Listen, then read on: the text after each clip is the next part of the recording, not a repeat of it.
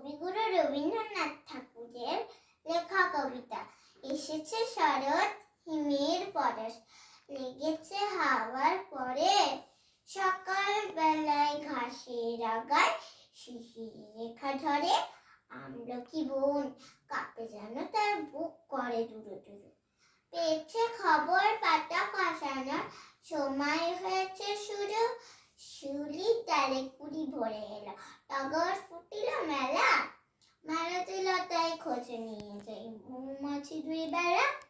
গগনে গগনে বর্ষণ শেষে মেঘেরা পেয়েছে ছাড়া, বাতাসে বাতাসে ফিরে ভেসে ভেসে নাই কোনো কাজে তারা।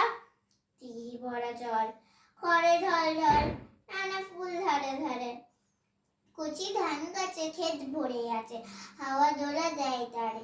যেদিকে তাকাই সোনার আলো, দেখি যে ছুটির ছবি, পূজার ফুলের মনে ওঠে পূজার দিনের রবি। ধন্যবাদ।